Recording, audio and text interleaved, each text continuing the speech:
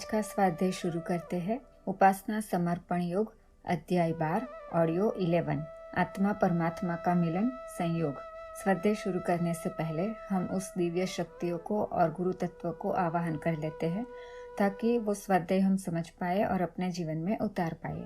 गुरुर ब्रह्मा गुरुर विष्णु गुरुरेवो महेश्वरा गुरुर साक्षात् पर ब्रह्मा तस्मै श्री गुरवे नमः। आइए स्वाध्याय शुरू करते हैं।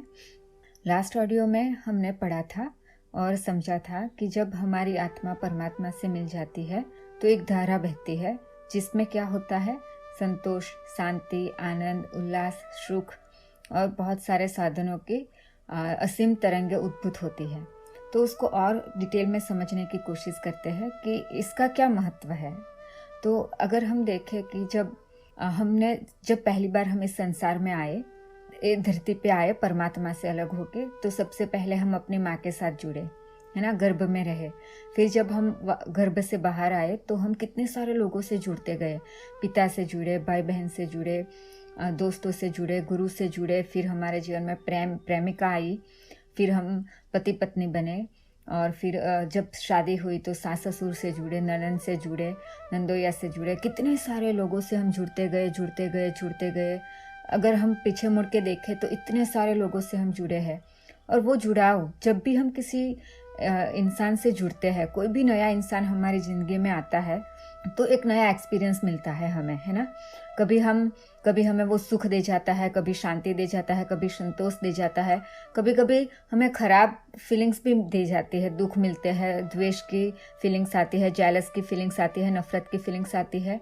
ये समझने की बात है, जब भी हम किसी से जुड़ते हैं ना तो कुछ न कुछ धारा बन जाती है और कुछ ना कुछ फीलिंग्स हम पाते हैं, वो चाहे अच्छी हो या बुरी हो।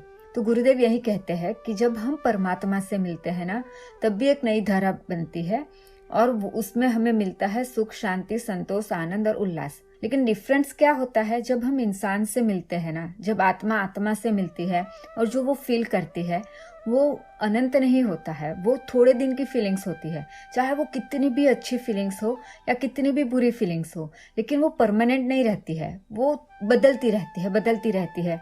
ज़्यादा से ज़्यादा अगर मैं मेरे एक्सपीरियंस से बताऊँ ना तो बहुत अच्छी फीलिंग्स भी किसी से मिलने के बाद आई हो ना, या बहुत बुरी भी फीलिंग्स आई हो किसी से मिलने के बाद, तो वो ज़्यादा से ज़्यादा 1 या 2 दिन टिकती है। उसके बाद वो उसमें कम या बढ़ोतरी होती रहती है। लेकिन यहाँ इतनी अच्छी बात यह है कि जब हम परमात्मा से जुड़ते हैं ना तो जो खुशी हमें मिलती है, जो संतोष हमें मिलता है, जो आनंद हमें मिलता है, वो परमानेंट होता है। उसके बाद और कोई भी फीलिंग्स हम फील नहीं कर पाते हैं।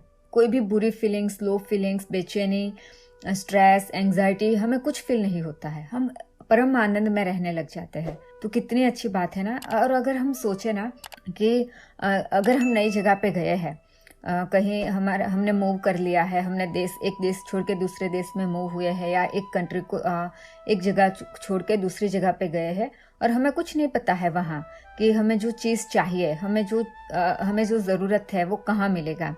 तो हम वहाँ के लोगों से पूछते हैं, है ना, कि अगर हमें कपड़े खरीदने हैं तो कहाँ मिलेंगे भैया अच्छे कपड़े, हमें खाना खरीदना है तो यहाँ पे खाना कहाँ मिलेगा अच्छी जगह पे भैया।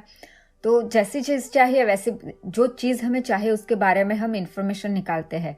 और अगर उन्होंने कहा कि भैया अगर आप इस तरफ जाओगे दाई तरफ तो बहुत अच्छे खाना मिल जाएगा आपको, और अगर आप बाई तरफ जाओगे तो आपको वहाँ पे अच्छे अच्छे कपड़े मिल जाएंगे। अब लगी थी भूख, चाहिए था खाना, उन्होंने बोला था दाई तरफ जाओगे तो खाना मिलेगा, और हम लोग चलने लगे बाई तरफ जहाँ कपड़े मिल रहे थे। तो अगर कितना भी चल लो लेकिन गलत दिशा में जाएंगे तो खाना तो मिलेगा नहीं, है ना। जाना था जिस तरफ उससे अलग दिशा में जा रहे हैं। तो वैसे ही अगर अभी हमें क्या चाहिए, हमको शांति चाहिए, हम सुख ढूंढ रहे हैं, हम आनंद ढूंढ रहे हैं, हम उल्लास ढूंढ रहे हैं, उसको पाने के लिए हम कितनी मेहनत करते हैं, कितना घूमते हैं, कितना काम करते हैं, कितना मरते हैं, लेकिन हम गलत दिशा में जा रहे हैं। हमें पता ही नहीं है कि जिस दिशा में हम भाग रहे हैं, जिस चीज़ को हम ढूंढ रहे हैं, उसको हमें लगता है इसको पा लेने के बाद वो चीज़ मिल जाएगी। लेकिन आज जब हमें इस ज्ञान से, इस स्वाध्याय से पता चला है कि जो हमें चाहिए उसको पाने के लिए इस अलग दिशा में जाना पड़ेगा, तो अगर हमने अपनी दिशा बदल दी ना कि सही दिशा में हम चलने लगे तो हमें जो चाहिए वो हमें मिल जाएगा। तो चलिए आगे देखते हैं गुरुदेव क्या लिखते हैं। वो लिखते हैं, जब भी दो श्रेष्ठताएं मिलती है तब उनके सुखद परिणाम ही होते हैं। ऋण और धन विद्युत धाराएं मिलकर रोमांचकारी शक्ति प्रवाह में परिणित हो जाती है और उनके द्वारा अनोखे काम संपन्न होते हैं। स्त्री और पुरुष का मिलन न केवल हृदय की कली को खिला देता है, वरन एक नए परिवार, नए समाज का सृजन ही आरंभ कर देता है। आत्मा और परमात्मा का मिलन कितना सुखद, कितना सक्षम और कितना अद्भुत हो सकता है, इसकी कल्पना भी कर सकना यदि हमारे लिए संभव रहा होता तो तृष्णा वासना की जिस फूहड़ परितृप्ति के लिए मृग मरीचिका में भटकते फिर रहे हैं, उसे छोड़कर अपनी गतिविधियों इस दिशा में बदलते जिसमें उस परम मिलन से उत्पन्न होने वाली अजस्त्र शांति और शक्ति की संभावना प्रत्यक्ष प्रस्तुत है। वही गुरुदेव वही बता रहे हैं आगे कि ये जो लाइन है ना, जब भी दो श्रेष्ठताएं मिलती है तब उनके सुखद परिणाम ही होते हैं, इसको समझने की बहुत जरूरत है ना। गुरुदेव इसमें बहुत बड़ी बात समझाना चाहते हैं कि जो भी दो श्रेष्ठताएं मिलती है, जब दो श्रेष्ठ चीज मिलती है ना तभी ये सब कुछ संभव होता है। अभी अगर हम देखें ना, तो अगर हम अपने बारे में सोचे या देखें तो हमें कुछ श्रेष्ठता नहीं दिखती है। अभी हमारे अंदर अगर एक कोई बच्चा, छोटा बच्चा बाहर खेलने के लिए जाता है तो वो कीचड़ में मड़ में खेल के आता है, पूरा गंदा हो जाता है और फिर वो घर आता है तो कोई उसको जल्दी जल्दी उठाता नहीं है। मम्मा क्या करती है, सबसे पहले उसको नहला के स्वच्छ कर लेती है। वो सिर्फ उसके कपड़े गंदे हो गए हैं, है ना, वो गंदा नहीं है, वो बच्चा गंदा नहीं है, उसके कपड़े गंदे हो गए हैं। वैसे ही अगर हम देखें ना तो हम अभी गंदे हैं। गंदे मतलब हमारे अंदर बहुत सारे दुर्गुण हैं, बहुत सारे कुसंस्कार पड़े हुए हैं, तो हमारे कपड़े अभी गंदे हो गए हैं। हम गंदे नहीं, हमारी आत्मा तो बहुत शुद्ध है, लेकिन उसने जो कपड़े पहने हैं वो गंदे हो गए हैं। तो जब हम स्वच्छ होने लगेंगे, हम अपनी गंदगी को निकालने लगेंगे, साफ होने लगेंगे, तो हम भी श्रेष्ठ बन जाएंगे। तो श्रेष्ठ जब हम बनेंगे ना तभी उससे जुड़ पाएंगे। तो गुरुदेव कहते हैं कि जब दो श्रेष्ठताएं मिलती है तब ये सुखद परिणाम होते हैं। तो उनसे जुड़ने के लिए हमें भी श्रेष्ठ बनना पड़ेगा, अपने आप को क्लीन करना पड़ेगा, स्वच्छ करना पड़ेगा। जैसे ही हम श्रेष्ठ हो जाएंगे उनसे जुड़ जाएंगे। और आगे गुरुदेव ये भी लिखते हैं, एग्जाम्पल के थ्रू समझाते हैं कि उनसे मिलन कैसा होगा और उनसे मिलने के बाद जो संभावनाएं है वो कैसे, जैसे स्त्री और पुरुष मिलते हैं तो कली खिला देते हैं और नया समाज का सृजन हो जाता है ना। और उसमें गुरुदेव ये भी कहते हैं यहाँ पे कि अगर हमें थोड़ा सा भी अंदाजा होता ना कि जब हम परमात्मा से मिलेंगे तो क्या फील करेंगे, वो कैसा सुखद अनुभव होगा, थोड़ी सी भी अगर हम कल्पना कर पाए ना, तो अभी जिस चीज के पीछे हम भाग रहे हैं, तृष्णा के पीछे, वासना के पीछे, और जिस ऐसे जैसे मृग के अंदर ही स्मेल होती है और वो भटकता रहता है, पूरी ढूंढता रहता है स्मेल कहाँ से आ रही है, वैसे ही हमारे अंदर ही सुख शांति है, हमारे अंदर ही सब कुछ भरा है, फिर भी हम बाहर घूमते फिरते हैं मृग की तरह।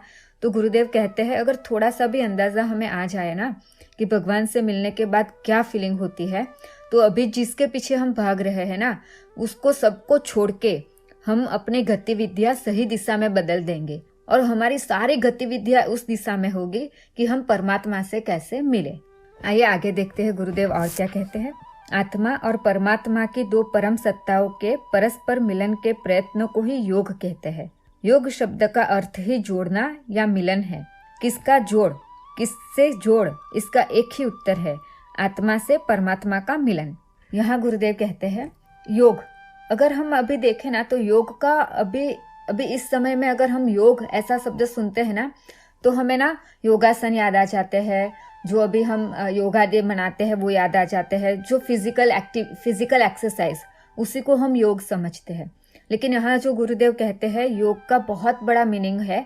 योग का मतलब है जोड़ना या किसी से मिल जाना। तो किससे मिलना, तो गुरुदेव कहते हैं आत्मा को परमात्मा से मिलाना, उसी को योग कहते हैं। और हमें जो ये शरीर मिला है, ये जीवन मिला है, वो इसी योग को पाने के लिए मिला है कि हम कब इस शरीर का उपयोग करके इस जीवन का उपयोग ऐसे करें कि हम अपनी आत्मा को परमात्मा से मिला दे। आगे पढ़ते हैं गुरुदेव क्या कहते हैं। यह प्रक्रिया संपन्न की जा सके तो उसके परिणाम और फलितार्थ भी उतने ही अद्भुत हो सकते हैं जितने कि ये दोनों तत्व स्वयं में अद्भुत है। बूंद समुद्र में मिल जाए तो वो खोती कुछ नहीं, अपनी व्यापकता बढ़ाकर स्वयं समुद्र बन जाती है। पानी दूध में मिलकर कुछ खोता नहीं, अपना मूल्य ही बढ़ा लेता है। लोहा पारस को छूकर घाटे में थोड़े ही रहता है।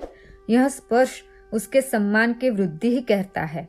आत्मा और परमात्मा का मिलन निसंदेह आत्मा के लिए बहुत ही श्रेष्ठकर है, पर इसके योगदान से परमात्मा भी कम प्रसन्न नहीं होता। इस व्यक्त विश्व में उसकी अव्यक्त सत्ता रहस्यमय ही बनी रहती है। जो हो रहा है वह पर्दे के पीछे अदृश्य ही तो है। उसे मूर्तिमान दृश्य बनाने के लिए ही तो यह विश्व सृजा गया था। जड़ पदार्थों से वह प्रयोजन पूरा कहाँ होता है। चैतन्य जीवधारी के बिना इस धरती का समस्त वैभव सुना अनजाना ही पड़ा रहेगा। आज की बात यही समाप्त करते हैं। उन दिव्य शक्तियों से और गुरु तत्व से प्रार्थना करते हैं कि आज जो हमने ज्ञान लिया है और जो समझा है उसको हम जीवन में उतार पाए और अपने जीवन को धन्य बना पाए। उसी प्रार्थना के साथ आज के स्वाध्याय यहीं पे समाप्त करते हैं। सभी को प्रणाम। हमारे YouTube चैनल को सब्सक्राइब करें और बेल आइकन को दबाकर ऑल पर क्लिक करें ताकि नोटिफिकेशंस आपको मिलती रहें।